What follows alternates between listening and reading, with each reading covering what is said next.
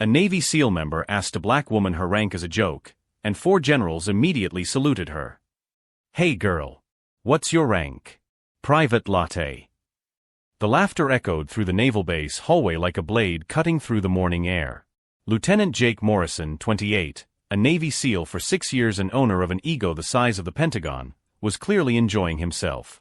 His 5 teammates burst out laughing, turning the hallway into a circus of toxic masculinity disguised as military camaraderie. At the center of that storm of disrespect, a 34-year-old black woman stood motionless. Colonel Diana Washington, though no one at that base knew it yet, breathed in the 4-count rhythm she had learned during her 15 years of service. 4 seconds inhaling. 4 seconds holding. 4 seconds exhaling. 4 seconds holding. "Sorry, I didn't hear your answer," Morrison continued, approaching like a predator that had sensed vulnerability. "Or maybe you don't know how to read ranks yet. I know the Army has special programs for people like you." Diana had arrived at Naval Base Norfolk 3 days ago. Officially, she was there for a routine inspection of special training facilities. Unofficially, she was investigating allegations of systematic discrimination and abuse of authority that had reached the Secretary of Defense himself. What Morrison didn't know, what none of those men knew, was that Diana wasn't just another black woman in the military trying to survive in a hostile environment. She was the woman who had commanded classified operations on 3 continents, who had saved the lives of senators on missions that would never make the newspapers, who wore decorations on her chest that most of those soldiers could only dream of seeing. "Look guys," Morrison made sure to speak loudly so that other soldiers could hear.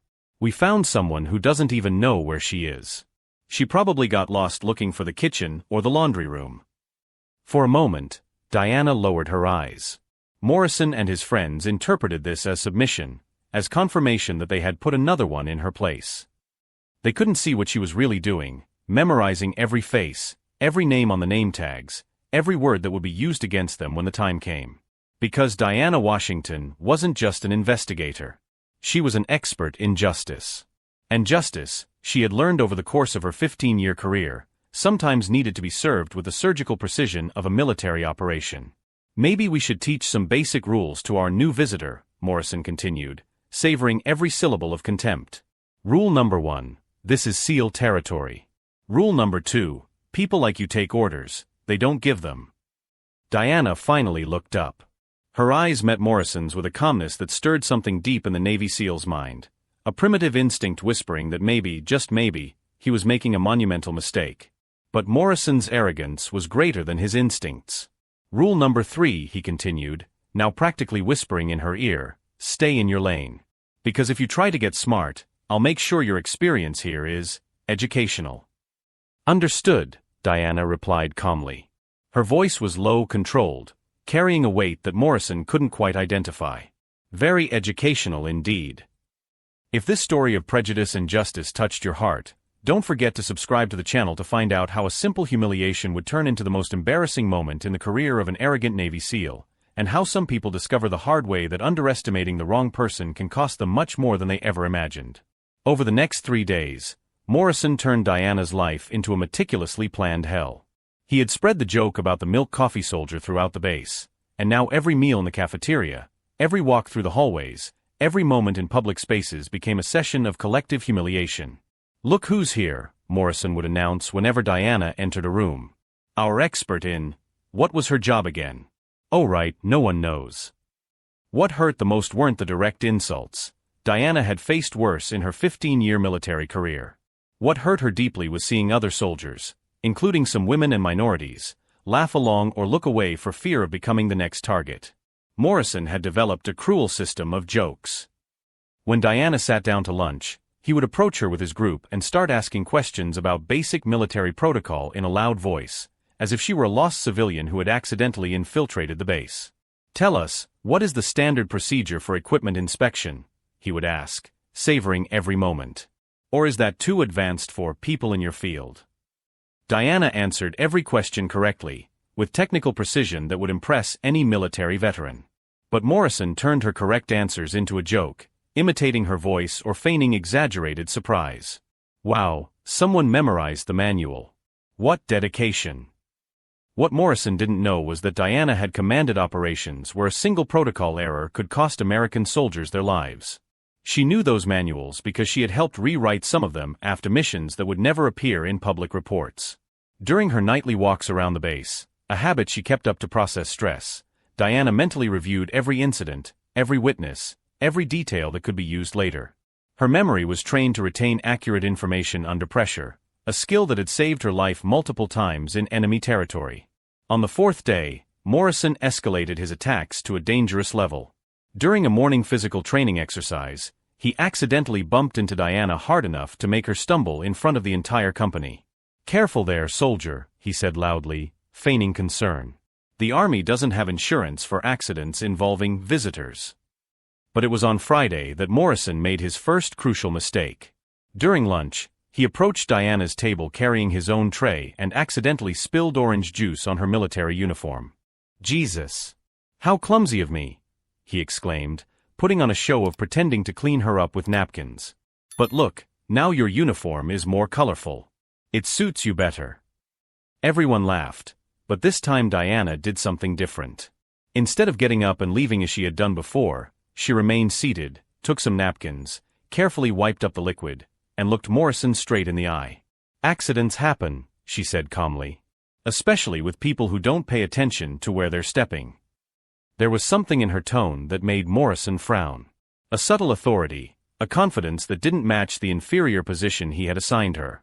For a moment, he had the strange feeling that he was being evaluated, studied, catalogued for future use. "Of course accidents happen," he regained his arrogance quickly. "Some are more preventable than others." Diana smiled. Not a smile of submission or nervousness, but something Morrison couldn't quite decipher. "True. Some accidents are perfectly preventable. All it would take is for the person responsible to have a little more situational awareness."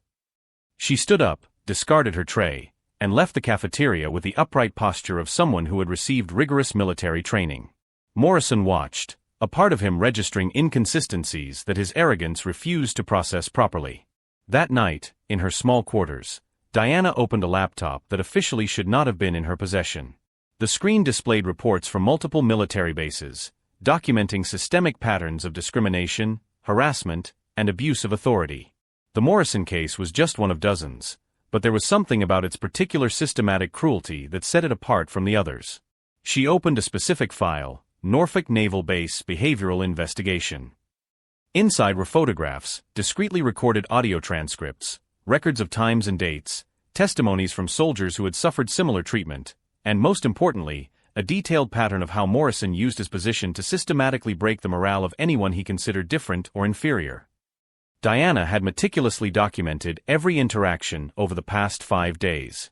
Not just the obvious ones, but the subtle ones too, how Morrison changed his body language in the presence of senior officers, how he chose his victims, how he ensured there were always witnesses to his stunts, but never direct evidence of bullying. She quickly typed up an updated report, attached the evidence she had collected, and sent it through encrypted channels to an address that officially did not exist. Within 24 hours, very important people would be reviewing every word, every image, every second of audio. What Morrison didn't know, what no one at that base knew, was that Diana Washington wasn't there by chance. 3 senators had received confidential reports about a systematic toxic environment in military facilities. A 4-star general had lost sleep thinking about how American soldiers were being broken not by foreign enemies, but by their own colleagues. And when injustices reached that level of government attention, people like Diana were sent not just to document problems, but to create definitive solutions. Every humiliation Morrison inflicted was not only being witnessed by terrified soldiers in the cafeteria, it was being recorded, analyzed, and catalogued by one of the most decorated military investigators in American history. A woman who had survived interrogations by international terrorist groups and now needed to use those same skills to survive the very army she had served with distinction. While everyone laughed at that incident in the cafeteria, no one noticed how Diana had memorized every face, every name on the name tags, every person who chose to actively participate in the humiliation or who simply stood by and watched in silence. Because some people learn early on that true strength does not lie in reacting immediately to provocation. It lies in patiently building a case so solid that justice, when it finally arrives, will be absolute and irreversible. The following Monday, Morrison decided to elevate his humiliation campaign to a level he considered educational. During the morning briefing with the entire company, he made a point of seating Diana in the front row and began asking questions about basic safety procedures, as if he were testing a child. "Tell us all," Morrison announced with a cruel smile. "What is the standard protocol for entering a combat zone? Or is that too technical for visitors?" Diana responded with absolute military precision, citing not only standard protocols but specific variations for different types of terrain and threat situations. Her answer was so detailed and technical that some experienced officers exchanged surprised glances. Morrison, irritated at not being able to catch her in an error, decided to attack from another angle. "Impressive. Someone really memorized the manual. How about demonstrating it in practice?" He pointed to a state-of-the-art military communication device. "Set this radio to a secure tactical frequency, without consulting instructions." What Morrison didn't know was that Diana had operated much more sophisticated equipment on classified missions. She approached the device, and in less than 30 seconds, not only did she configure it correctly, but she also established encrypted communication with 3 different bases simultaneously. The silence in the room was palpable. Some soldiers began whispering among themselves. Morrison felt a twinge of uncertainty for the first time, but his arrogance was greater than his prudence. "Beginner's luck," he muttered, but his voice had lost some of its previous confidence. It was at that moment that Diana decided to plant the first seed of her strategy. "Lieutenant Morrison," she said calmly, "may I ask a question about command procedures?"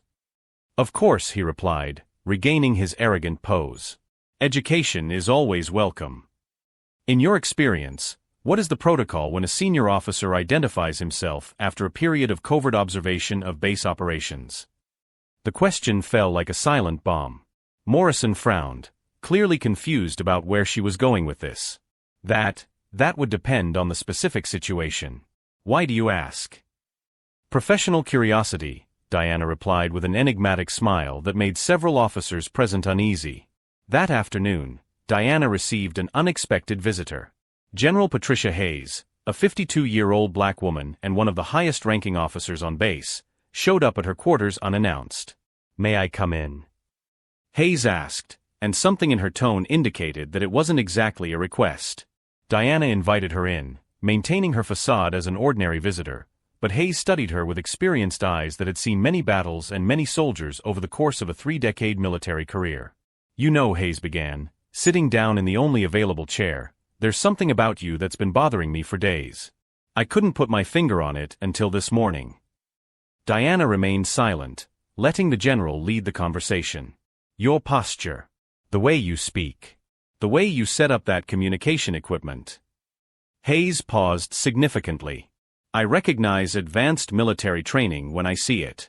The kind you don't learn in basic courses." For a moment, the two women studied each other in silence. Diana made a calculated decision. "General Hayes, I assume you have clearance for classified information?" "I do." Diana opened her laptop and, after a series of biometric checks that made Hayes arch her eyebrows, showed a screen that made the general sit up straight in her chair. "My God," Hayes whispered, reading the credentials on the screen. "Colonel Diana Washington, Special Operations. You've been officially dead for 2 years."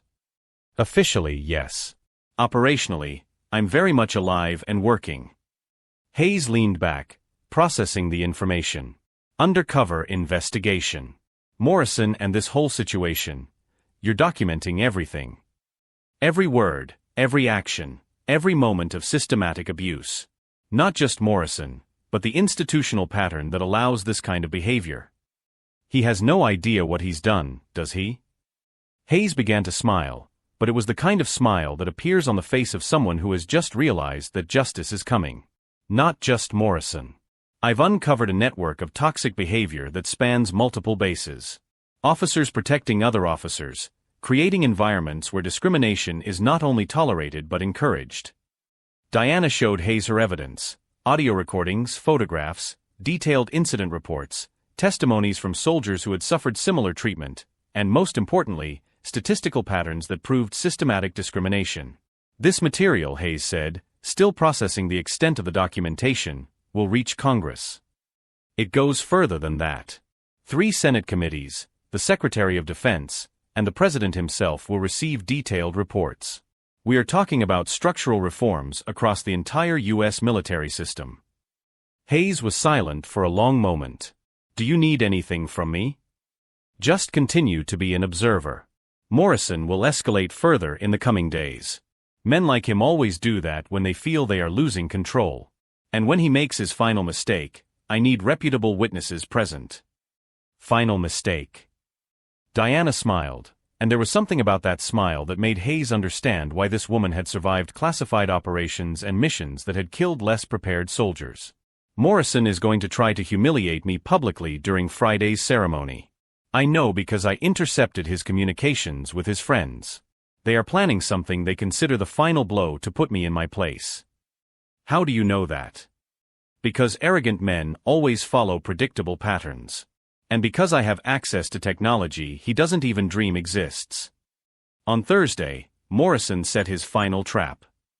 During lunch, he approached Diana's table with his entire crew and a civilian authority from the city, the local mayor, who had come to the base for an official visit.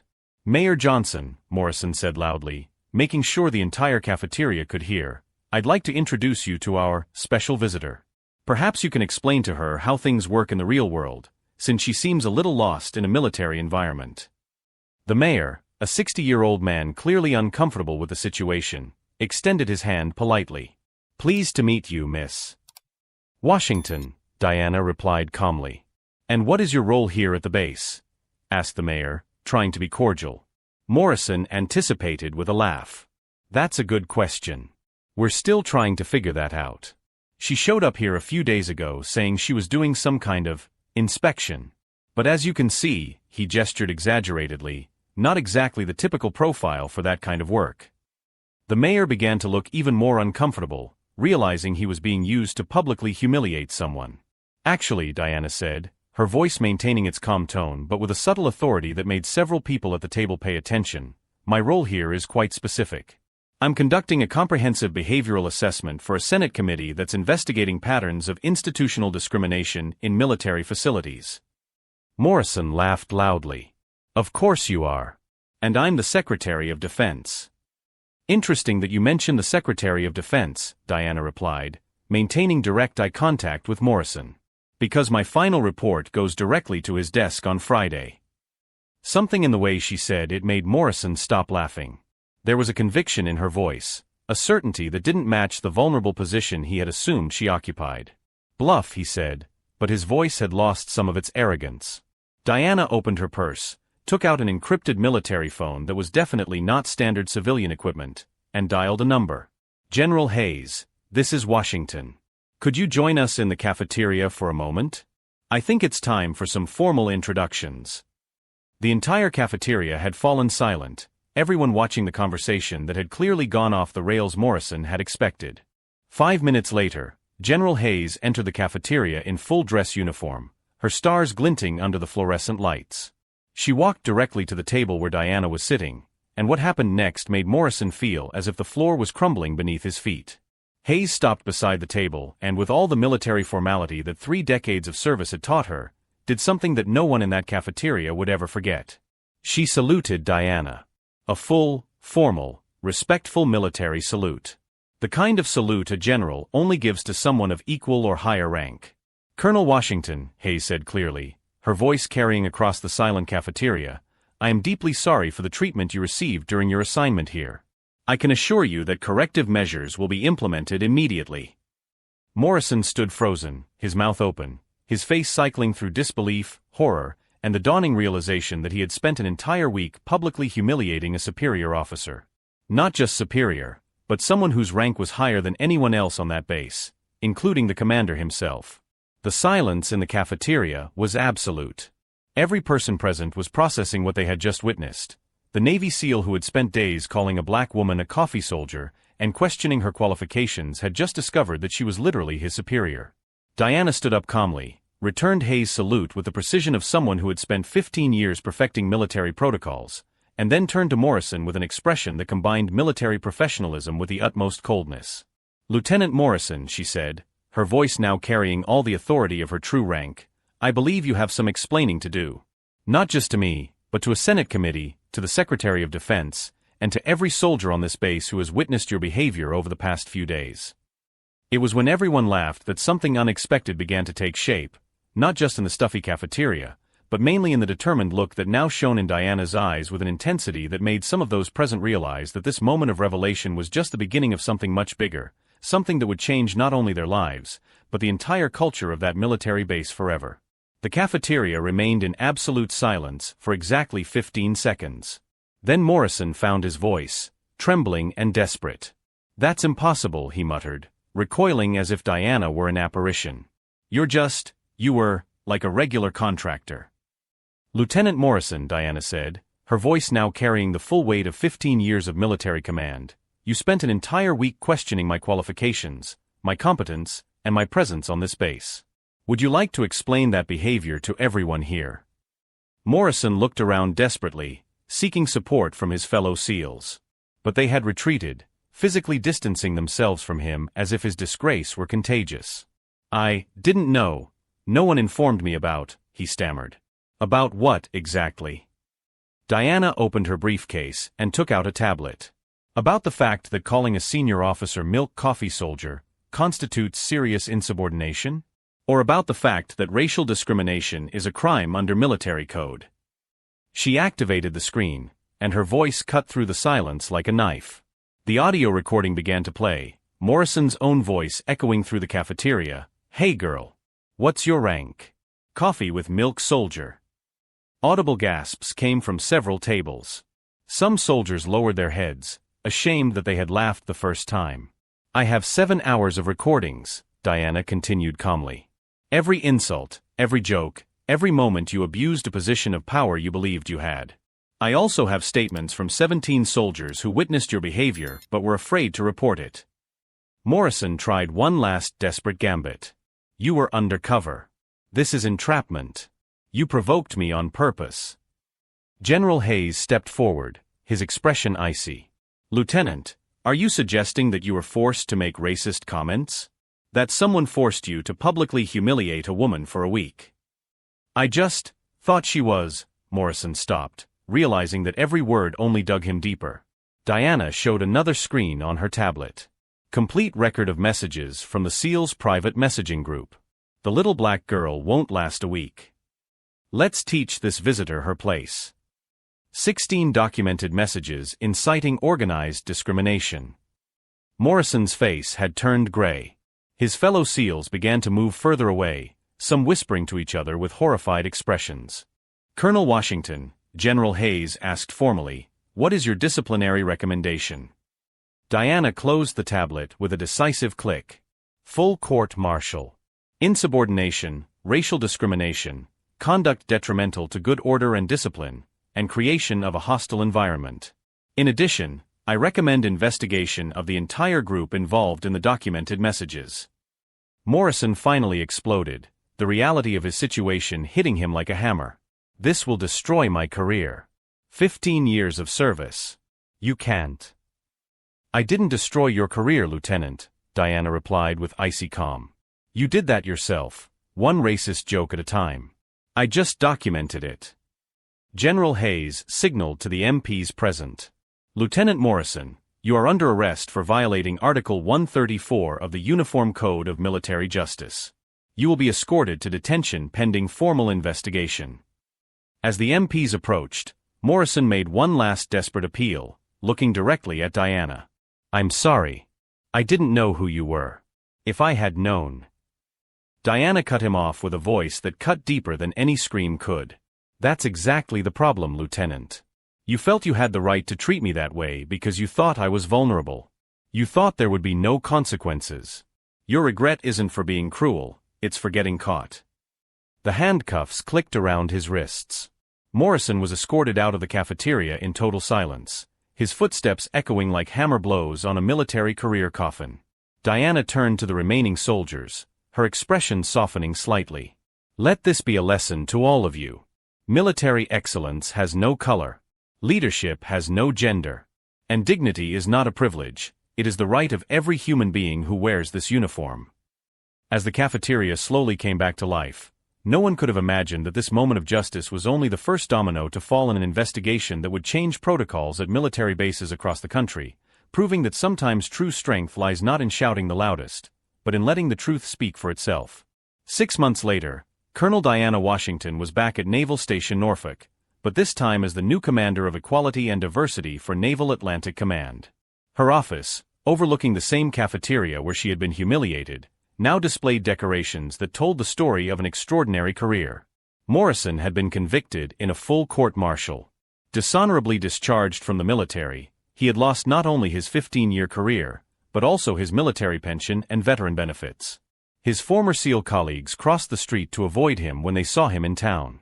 "He's working at a car wash now," General Hayes remarked during a meeting. He tried to enlist in the National Guard in another state, but his record followed him. Diana's investigation had expanded nationwide. 16 officers at 7 different bases were prosecuted for systematic discrimination. 3 bases implemented mandatory training programs on respect and diversity. Congress passed the Washington Act legislation that created direct channels for reporting military discrimination without reprisals. On the first anniversary of the cafeteria incident, as it had become known, Diana received an unexpected call. "Colonel Washington? This is Sarah Chun, a journalist with CNN. We are doing a special report on your case. Could you tell us how you feel knowing that your courage has inspired change throughout the military system?" Diana smiled, remembering the frightened girl she once was, facing prejudice at every promotion. "I feel that justice is not a destination, it is a daily journey. Every person who stands up against injustice makes the world a little better." That afternoon, she received a handwritten letter. It was from a young black soldier at a base in Texas. "Colonel, thank you for showing me that our dignity is worth more than the approval of those who despise us. I reported a case of discrimination here, and thanks to your example, I had the courage to refuse to be treated as less than human." Diana kept the letter in a special folder. There were already 347 similar letters from soldiers who had found a voice through her story. That evening, passing through the now multicultural and respectful cafeteria, she remembered the words Morrison had shouted on the day of her arrest, "This will destroy my career." He was right. Her military career was over. But Diana had learned something fundamental. True victory is not destroying those who have harmed you, it is building a future where others do not have to endure the same injustice. Morrison lost everything because he chose to see difference where he should have seen camaraderie. Diana gained everything because she chose to turn humiliation into purpose, discrimination into systemic change. Some try to break our dignity. Others choose to protect it.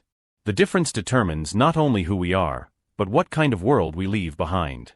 If this story touched your heart, subscribe to the channel for more stories that prove that true justice isn't about revenge. It's about ensuring that the next generation inherits a world that is more just than ours.